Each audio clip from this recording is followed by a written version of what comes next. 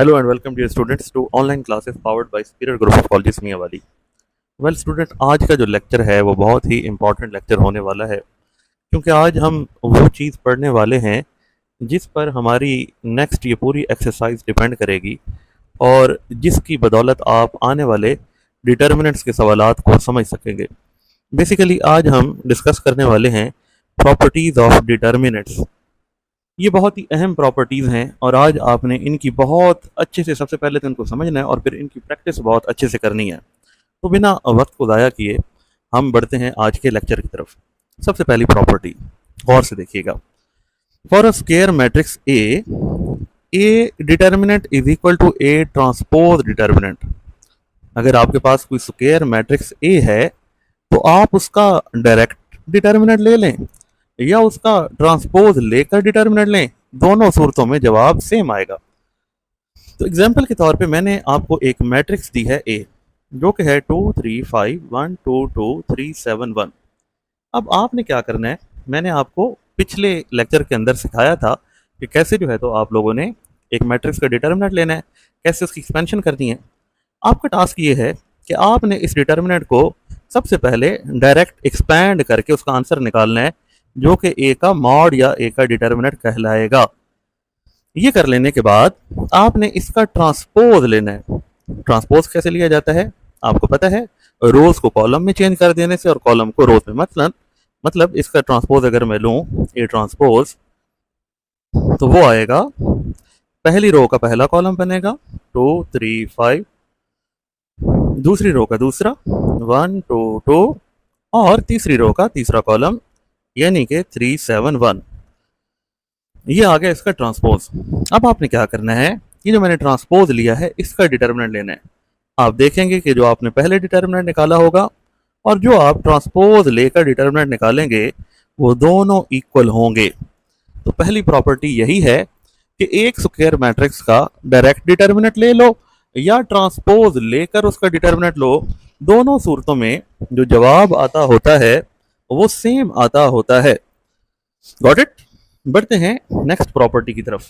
क्या कहती है, if in a square matrix A any two rows और columns are interchange the resulting matrix determinant is negative of A mod. बहुत simple बात है, example से आप समझेंगे कि क्या कहना चाह रहे हैं। मैं पहले समझा देता हूं। आप एक डिटर्मिनेंट की कोई सी दो रोज या कोई से दो कॉलम चेंज कर सकते हैं। याद रखिएगा, रोज रोज के साथ चेंज होती हैं और कॉलम कॉलम के साथ चेंज हो सकता है। तो जब कभी भी आप किसी डिटर्मिनेंट की कोई सी दो रोज या कॉलम चेंज करते हैं तो आप कर सकते हैं, लेकिन बाहर आपको माइनस लगाना पड़ेगा। ये इसका मतलब है। नेगेटिव ऑफ ए मॉड का मतलब है कि अगर आप इंटरचेंजिंग कर रहे हैं कोई भी रो रो के साथ या कॉलम कॉलम के साथ, तो नेगेटिव बाहर लगाना पड़ेगा। देखें कैसे। फॉर एग्जाम्पल, हमारे पास एक मैट्रिक्स है ए, जो कि ये है, ठीक है। मैंने क्या किया, R12 लिखा है।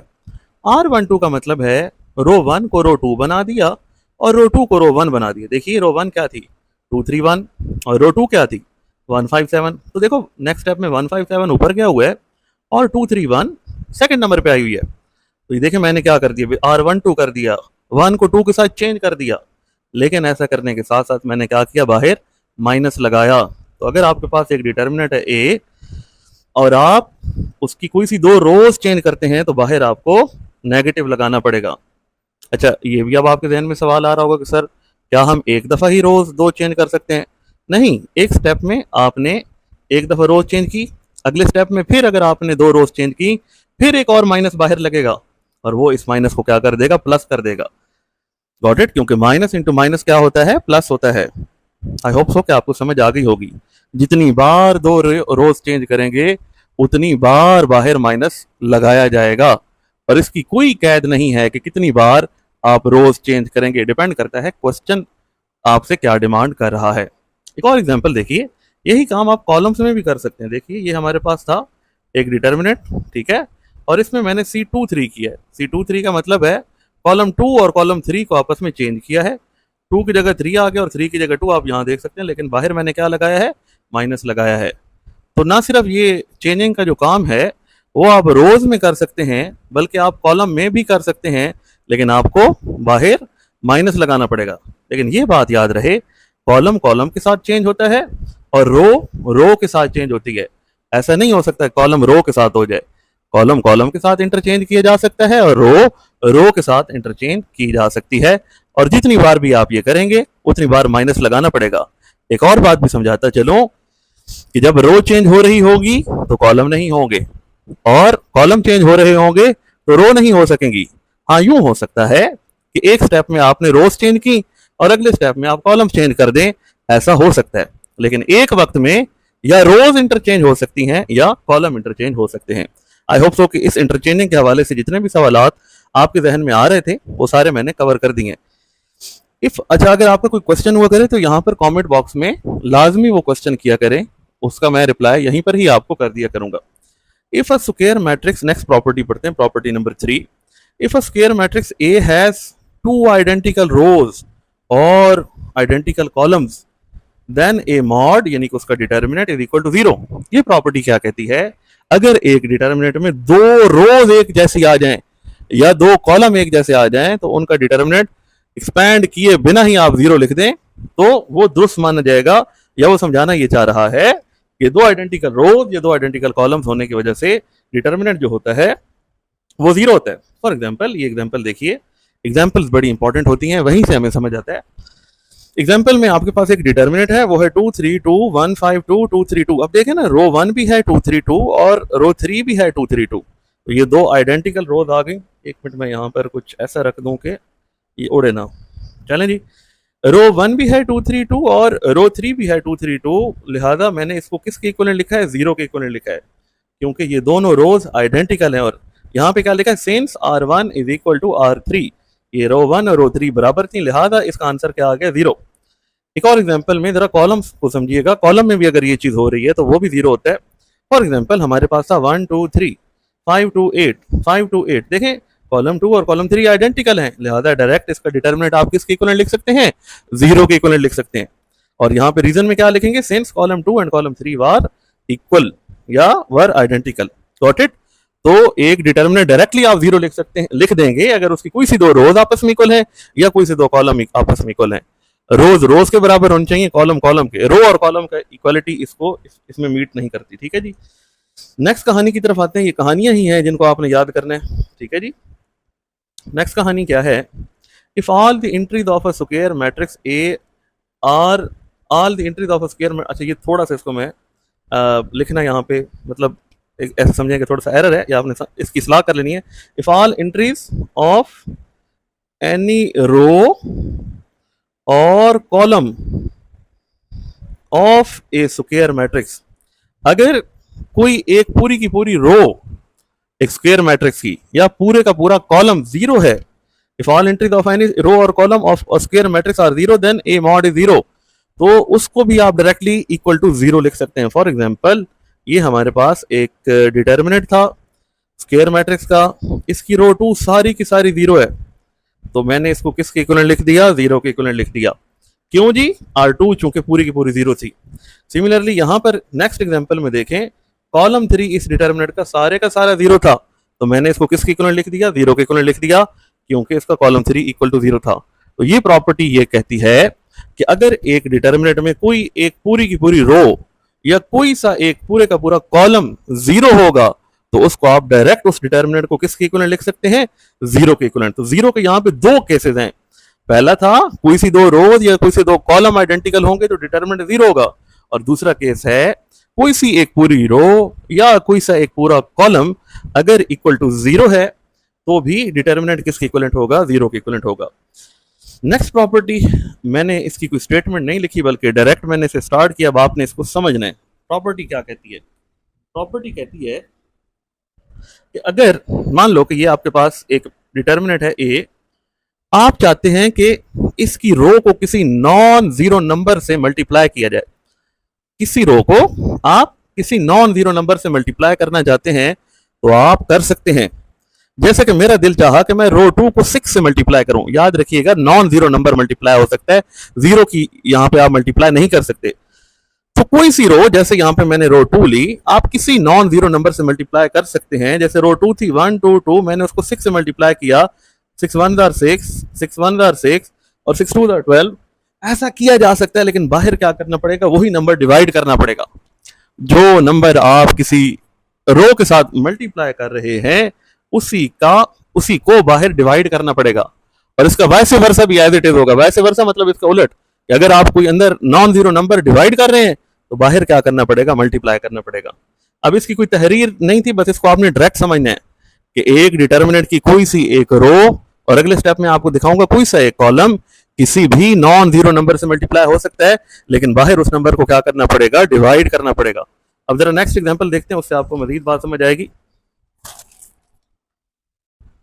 देखिए ये हमारे पास एक डिटर्मिनेंट था, तो मैंने कॉलम 3 को जो है 2 से मल्टीप्लाई करना चाहा, और कॉलम 3 था 3 6 11।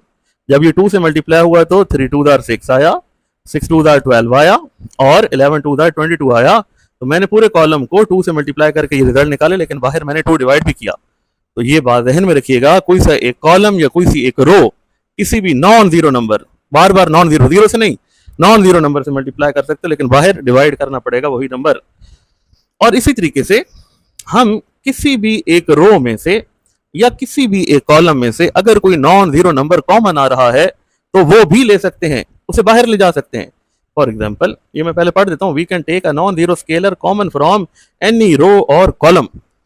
फॉर एग्जाम्पल, इस मैट्रिक्स के अंदर इसकी एंट्री थी 3 6 9 1 2 3 5 7 9। आप अगर रो 1 पे थोड़ा सा गौर करें तो ये सारे के सारे जो नंबर्स हैं ये मल्टीपल ऑफ 3 हैं, तो इनमें से 3 कॉमन आ सकता है, क्योंकि 3 का टेबल इन तीनों पे जाता है। 3 1 3, 3 2 6 एंड 3 3 9। तो मैंने इस रो 1 में से 3 को कॉमन कर लिया, बाहर ले आया, और अंदर क्या बचेगा, 3 1 3, तो इधर पीछे 1 रहेगा, 3 तो बाहर निकल आया। जैसे आप कॉमन लेते हैं तो बाहर जो अंदर जो फैक्टर्स बचेंगे वो एज आपने लिख लेने हैं, उसके मल्टीपल रह जाएंगे जो उसके निकलने के बाद पीछे बचेंगे। और जैसे मैंने ये काम रो में किया है, आप इसी तरीके से ये काम कॉलम में भी कर सकते हैं। फॉर एग्जाम्पल, ये नेक्स्ट एग्जाम्पल है, इसके आपने कॉलम नंबर 2 पर गौर करना है। कॉलम 2 की सारी एंट्रीज मल्टीपल ऑफ 2 थी, तो मैं कॉलम 2 में से 2 कॉमन कर लेता हूं। तो अब ये पहला कॉलम तो एज इट इज है 1 5 2, लेकिन सेकंड कॉलम में से 2 कॉमन आ गया, तो पीछे उसके मल्टीपल्स बचे 1 4 8 और बाकी 1 9 2 एज इट इज। तो ये नेक्स्ट प्रॉपर्टी है, प्रॉपर्टी नंबर 6, कि आप किसी रो या किसी कॉलम में से नॉन जीरो नंबर स्केलर को कॉमन भी ले सकते हैं अगर वो कॉमन आ रहा है। नेक्स्ट प्रॉपर्टी की तरफ आते हैं जी। नेक्स्ट प्रॉपर्टी है, इसकी दो हैं, मतलब इसकी दो सब कैटेगरीज हैं, जिन दोनों को आपने समझना। ये सब कैटेगरी ए है और यहाँ से बी फिर स्टार्ट होगी, वो बाद की बात है, पहले ए को समझ लेते हैं। एनी टू रोज और columns can be added to each other. कोई सी दो रोज आपस में और कोई से दो कॉलम आपस में, याद रखिएगा, रो रो में ऑपरेट हो सकती है और कॉलम कॉलम में ऑपरेट हो सकता है, कभी भी रो और कॉलम आपस में ऑपरेट नहीं हो सकते। तो कोई सी दो रोज आपस में ऐड हो सकती हैं। जब मैंने एडेड लिखा, इसका मतलब सब्ट्रैक्ट भी हो सकती हैं, यूं लिख लें, एडेड या सब्ट्रैक्टेड, ठीक है जी, सब्ट्रैक्टेड। आपकी मजीद आसानी यहाँ पे हम पैदा कर लेते हैं। कोई सी दो रोज आपस में ऐड हो सकती हैं और कोई सी दो कॉलम्स भी आपस में ऐड हो सकते हैं। फॉर एग्जांपल, हमारे पास एक डिटर्मिनेंट था 2 5 3 1 5 2 1 1 5। मेरा दिल चाहा कि रो 3 में रो 1 ऐड कर दूं, तो जिस रो में आप ऐड करना चाहते हैं उससे पहले लिखेंगे। जैसे मेरा दिल चाहा रो 3 में रो 1 ऐड हो जाए, तो मैंने रो 3 को पहले लिखा, रो 1 को बाद में लिखा। तो अब क्या होगा जी, सॉरी मैं टाइमर देख रहा था, परेशान हो गया कि कहीं कट तो नहीं हो गई। अच्छा जी, तो बहरहाल रो 1 की एंट्रीज एज इट इज आ गई 2 5 3, और रो 2 की एंट्रीज भी 1 5 2 एज इट इज आ गई। चूंकि मैंने ऑपरेशन रो 3 में करना था, तो रो 3 की एंट्री कौन सी थी, 1, और ऐड उसमें किसने होना था, रो 1 की एंट्री। देखें ना, ऑपरेशन ये लिखा हुआ है रो 3 प्लस रो 1, तो 1 में ऐड होगा 2, इस तरीके से इस 1 में ऐड होगा 5, और इस 5 में ऐड होगा 3। तो कोरेस्पॉन्डिंग जो एंट्रीज होती हैं एक जगह वाली, वो आपस में ऐड हो सकती हैं, रो को रो में आप ऐड कर सकते हैं। एक और एग्जांपल लीजिए, मेरा दिल चाहा इस डिटर्मिनेंट की रो 2 में रो 1 और रो 3 का मजमुआ ऐड कर दूं, मतलब दो रोज यहां पर आकर ऐड कर दूं, तो ऐसा भी कर सकता हूं। देखिए, जिसमें ऐड करनी है उसको पहले लिखना है। मैं चूंकि रो 2 में ऐड करना चाहता हूं रो 1 और रो 3 का मजमुआ, तो मैंने रो 2 पहले लिखा, और ऑपरेट भी रो 2 में ही होगा सारा का सारा मामला। रो 1 एज इट इज लिखी, रो 3 एज इट इज लिखी, लेकिन रो 2 की जो एंट्रीज थी उसमें रो 1 और रो 3 की एंट्रीज ऐड कर दी। तो रो 2 की एंट्री थी 6, और रो 1 की 1 और रो 3 की 1 वो ऐड कर दी। फिर 0 2 1 ये हो गया, ठीक है जी, 1 5 2 1 5 2, समझ रहे हो। तो ये भी हो सकता है, सिर्फ एक रो दूसरी में ऐड या सब्ट्रैक्ट नहीं हो सकती, बल्कि दो रोज का मजबूआ भी तीसरी रो में ऐड हो सकता है, सिमिलरली सब्ट्रैक्ट भी हो सकता है। जैसे कि जैसे हम ऐड कर रहे हैं, जैसे जैसे बिल्कुल इसी तरीके से हम इन चीजों को सब्ट्रैक्ट भी कर सकते हैं। अच्छा, मैंने फिर लिखा similar operations could be done on columns too. जैसे मैंने ये सारा काम रोज के लिए किया है कि कोई सी दो रोज आपस में ऐड हो सकती हैं, कोई सी दो रोज का मजमुआ एक रो में ऐड हो सकता है, सब्ट्रैक्ट हो सकती हैं।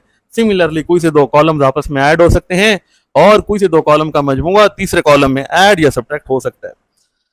अच्छा जी, अब इसका बी मतलब हम पोर्शन देखते हैं। ये ए पोर्शन था प्रॉपर्टी नंबर 7 का। बी पोर्शन क्या है? Similarly, multiple of any row can be added or subtracted to other row and column to other column respectively। ये प्रॉपर्टी क्या कहती है? अभी तक तो हमने ये पढ़ा ना ऊपर कि रो रो में ऐड हो सकती है, कॉलम कॉलम में। अब ये प्रॉपर्टी कहती है सिर्फ रो नहीं, एक रो का नॉन जीरो मल्टीपल भी। ये मल्टीपल से मुराद नॉन जीरो, याद रखिएगा, नॉन जीरो मल्टीपल किसी भी एक रो का या किसी भी एक कॉलम का दूसरे कॉलम में ऐड या सब्ट्रैक्ट हो सकता है। कैसे? जरा नेक्स्ट पेज पे इसको देखते हैं। देखें जी, ये है वो एग्जाम्पल जिससे हम इस बात को समझेंगे। एक डिटर्मिनेंट है हमारे पास 5 3 2 1 2 2 और 3 2 4। मैं चाह रहा हूं कि इसकी रो 3 में रो 2 का सेकंड मल्टीपल ऐड करूं। मतलब सेकंड मल्टीपल से क्या मुराद होता है कि रो 2 को पहले 2 से मल्टीप्लाई करूं फिर रो 3 में ऐड करूं। ठीक है जी, तो मैं ये कर सकता हूं। प्रॉपर्टी कहती है कि सिर्फ सूखी सूखी रोज या सूखे सूखे कॉलम एक दूसरे में ऐड नहीं, एक रो का मल्टीपल भी दूसरे में ऐड और सब्ट्रैक्ट हो सकता है। तो देखिए ऑपरेशन मैंने किया, 5 3 2 एज इट इज लिखा, 1 1 2 एज इट इज लिखा, क्योंकि यहाँ तो एडिशन ही होनी थी, रो 3 में होनी थी। रो 3 की एंट्री लिखी 3 और फिर ऑपरेशन क्या था? प्लस करना था किसको? 2r1, मतलब r1 की एंट्री को 2 से मल्टीप्लाई कर, r1 की एंट्री कौन, सॉरी 2r2, r2 की एंट्री को 2 से मल्टीप्लाई करके इसमें ऐड करना था। तो r2 की एंट्री कौन सी थी? 1 थी, तो 2 इंटू 1। फिर नेक्स्ट एंट्री इसकी 2 प्लस 2 इंटू 1 और next entry 4 plus 2 into 2। Got it? I hope so कि आपको समझ आ गई होगी। और फिर इसको सिंप्लीफाई करके ये रिजल्ट आया। तो इसी तरीके से जैसे मैंने यहाँ पे रोज में एक रो का मल्टीपल दूसरे में ऐड किया है, आप कॉलम का भी कर सकते हैं। और जैसे मैंने ऐड किया है इसी तरीके से सब्ट्रैक्ट भी हो सकता है। लास्ट प्रॉपर्टी जो है, इसके अलावा भी एक छोटी सी प्रॉपर्टी है लेकिन वो बाद में हम डिस्कस करेंगे। लेकिन फिलहाल की लास्ट प्रॉपर्टी है कि डिटर्मिनेंट ऑफ अ मैट्रिक्स, ये मैट्रिक्स से मुराद स्क्वायर मैट्रिक्स। ठीक है जी, डिटर्मिनेंट हम किसका ले सकते हैं? स्क्वायर मैट्रिक्स का। ये लिखना जरूरी होता है, ऐसी मैट्रिक्स जिसकी रोज और कॉलम्स की तादाद इक्वल हो। Determinant of a square matrix in triangular form will be equal to the product of its diagonal entries. अब ये क्या बला है, इसको समझना है। ये मैंने इसकी 3 एग्जांपल दी हैं, तीनों से आपको समझ आएगी। जब, अच्छा इसकी मैं जरा उर्दू बना देता हूं। जब एक मैट्रिक्स ट्रायंगुलर फॉर्म में होगी तो उसका डिटर्मिनेंट उसकी डायगोनल एंट्रीज को ज़रब करने से डायरेक्टली निकल आएगा। क्या है इसका मतलब? जब भी एक डिटर्मिनेंट ट्रायंगुलर फॉर्म में होगा, ये एक स्क्वायर मैट्रिक्स ट्रायंगुलर फॉर्म में होगी। अब ट्रायंगुलर फॉर्म क्या होती है बताता हूं, परेशानी होना। तो उसका determinant directly diagonal entries, main diagonal की एंट्रीज ये यूं जो आती हैं ऐसे, उनसे निकल आएगा। सबसे पहले तो ये सीख लें कि डिटर्मिनेंट या मैट्रिक्स ट्रायंगुलर फॉर्म में कब होगी। ये मैंने आपके सामने 3/3 का डिटर्मिनेंट लिखा है, ये इसका मेन डायगोनल है। ये तो पता है ना, स्टार्टिंग पहले लेक्चर में बताया था। ये जो तिरछी लाइन में आते हैं इसे कहते हैं मेन डायगोनल। इस मेन डायगोनल के ऊपर सारे के सारे जीरो हो या इस मेन डायगोनल के नीचे सारे के सारे जीरो हो, समझ रहे हैं? या इस मेन डायगोनल के ऊपर भी जीरो हो सारे के सारे और नीचे भी सारे के सारे जीरो हो। इन तीनों में से किसी भी एक फॉर्म में अगर मैट्रिक्स कन्वर्टेड है, हम कहेंगे कि मैट्रिक्स ट्रायंगुलर फॉर्म में है। किसमें है? ट्रायंगुलर फॉर्म में। Got it? मेन डायगोनल के ऊपर सारे जीरो हो, मेन डायगोनल के नीचे सारे जीरो हो, या मेन डायगोनल के ऊपर और नीचे दोनों जीरो हो, हम कहेंगे मैट्रिक्स ट्रायंगुलर फॉर्म में। तो मैंने देखो ये जो पहला हमारा डिटर्मिनेंट था इसको डायरेक्टली इक्वल टू 10 लिखा। क्यों लिखा? ये प्रॉपर्टी कहती है कि जब एक डिटर्मिनेंट ट्रायंगुलर फॉर्म में हो जाए, आप उसका डायरेक्ट आंसर कैसे निकालेंगे? उसकी डायगोनल एंट्रीज को मल्टीप्लाई करके। प्रोडक्ट कहते हैं मल्टीप्लाई को, product of its diagonal entries. तो 1 into 5 5 and 5 2 10। Got it? 2 into 1 2 और 2 8 16। और यहां पे क्या है? 2 into 3 6 and 6 6 are 36। जब एक डिटर्मिनेंट ट्रायंगुलर फॉर्म में होता है तो जनाबे वाला उसका जो आंसर है वो डायरेक्टली निकल सकता है, product of its diagonal entries. By the way, इस फॉर्म को कहते हैं लोअर ट्रायंगुलर फॉर्म, इस फॉर्म को कहते हैं अपर ट्रायंगुलर फॉर्म, और ये अपर भी है लोअर भी है, ट्रायंगुलर फॉर्म। Got it? अच्छा, ये सिर्फ ट्रायंगुलर फॉर्म भी इसे कह सकते हैं, ये भी सिर्फ ट्रायंगुलर फॉर्म कह सकते हैं, और ये ट्रायंगुलर फॉर्म। लेकिन जिसके ऊपर सारे जीरो होते हैं उसे लोअर ट्रायंगुलर फॉर्म कहते हैं। ठीक है जी, जिसके नीचे सारे जीरो होते हैं उसे अपर ट्रायंगुलर फॉर्म, ये उल्टा है। और जिसके ऊपर भी जीरो हो नीचे भी जीरो हो उसे ट्रायंगुलर फॉर्म में कहते हैं। तो ये प्रॉपर्टीज ऑफ डिटर्मिनेंट्स हैं बेटा, इनको कम से कम आपने इस लेक्चर को एक दफ़ा फिर सीख लेना है, समझ लेना है, और हर एक प्रॉपर्टी की कम से कम 3-3, 4-4 एग्जाम्पल्स खुद से जनरेट करनी है, ताकि ये जो है आपको अच्छे से आ जाए। जब ये अच्छे से आ जाएगा तो नेक्स्ट इंशाल्लाह ताला हम इजीली अगले सवालात कर लेंगे। याद रखिएगा कि सरगोदा बोर्ड में या पंजाब बोर्ड में कम से कम जो है तो 2 से 3 सवाल शॉर्ट के यहाँ से लगते हैं, इन प्रॉपर्टीज ऑफ डिटर्मिनेंट से लगते हैं, तो इनका आना बहुत ज़रूरी है। लेक्चर थोड़ा सा लंबा हो गया है, आई होप सो कि आपको समझ आ गया होगा। मजीद कोई क्वेश्चन या क्यूरीज हैं तो आप यहीं पर कमेंट बॉक्स में कर सकते हैं। अलावा दी चैनल को सब्सक्राइब कर लें, लाइक कर लें और बेल के नोटिफिकेशन को ऑन कर लें, ताकि मजीद वीडियोस आपको बर वक्त मिलती रहें।